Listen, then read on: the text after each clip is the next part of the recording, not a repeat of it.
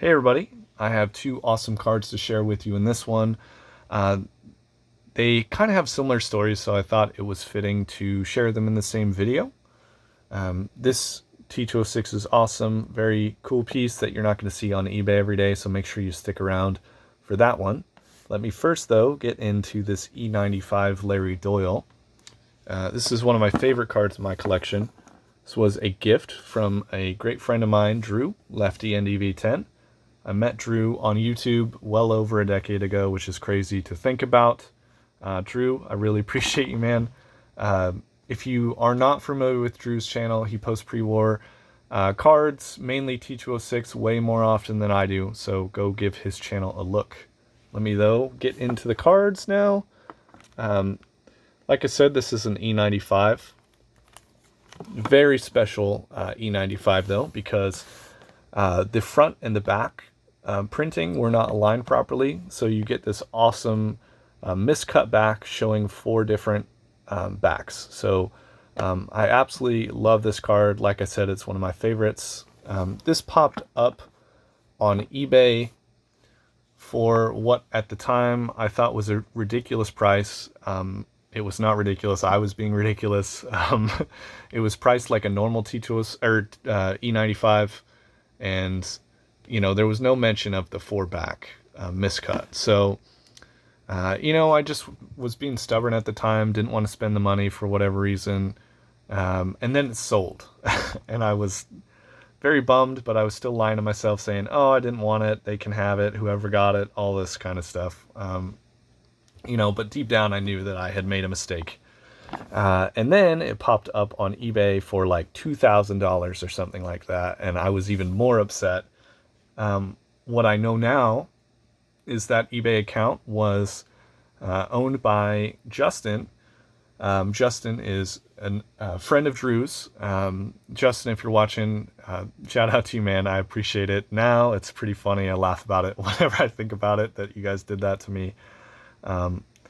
But yeah, I remember being really upset, knew that I messed up when it posted on eBay, and I just thought I would never own it at that point. And then it showed up in my mailbox. So I just adore this card and the story that comes along with it, and I really appreciate it. I wish I would have learned from that too, because when you see a pre-war card that is, this unique, the time to buy it is when you see it, because you're probably going to be waiting forever for another one to pop up. This very well, like I said, may be a unique card. This may be the only Larry Doyle with four backs, E95. Me not learning from that mistake cost me a lot of money on this card. What this is a T206 Larry Doyle batting, yellow-brown printer scrap. So let me share what a typical Larry Doyle batting looks like. So this did not get all of its color passes. I just really love the look of this card. Let me give you guys a closer look. It's in fantastic shape. This, as I said, is a printer scrap. So this card, really shouldn't exist. How it came to be, why it got out of the factory, that the worker may have brought it home so the kid could practice using scissors or something like that. Who really knows? I just love this card. I love the look of it. When I found out about its existence, if you're on Net54, you've seen my posts. I'm the guy that clutters the buy-sell trade section looking for Larry Doyle cards.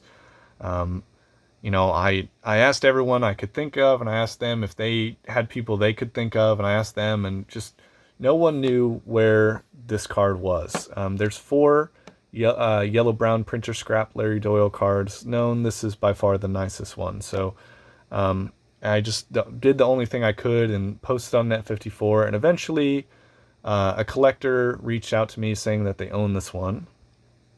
He didn't really want to get rid of it, and I made him an offer, and he countered with a price that was near double what I offered. I was like, no, that's ridiculous. I don't need it. Again, similar to what happened with the E95. And I just kind of passed, threw a couple trade offers out, but they didn't really need anything I had, and I didn't want to pay the price and all that. But I just was thinking about this card for months and months and months. and I couldn't, get it out of my head. And, I just said, hey, I really need the card. Will you take the price that you offered it to me for that I had turned down? And they were under no obligation of doing that. And the market had gotten a lot hotter. Prices increased on everything, as you guys know. So ended up just paying more than I would have if I had just pulled the trigger on it when I first saw it. So hopefully I learned my lesson for the next time one of these unique pieces pops up. So yeah, again, this is a yellow-brown printer scrap. I'm going to get into some T206 nitty-gritty like stuff now. So if that doesn't interest you, these are the two cards I'm going to share with you. But this card exists. There is a subset of T206 called T206 no prints. All of those cards don't exist with the back that this one has in typical form. So this is sorry if you can hear the dog in the background. This is a Sweet Cap 350 460 Factory 30. So that group of no prints, like I said, does not exist with this back typically. Here, that one.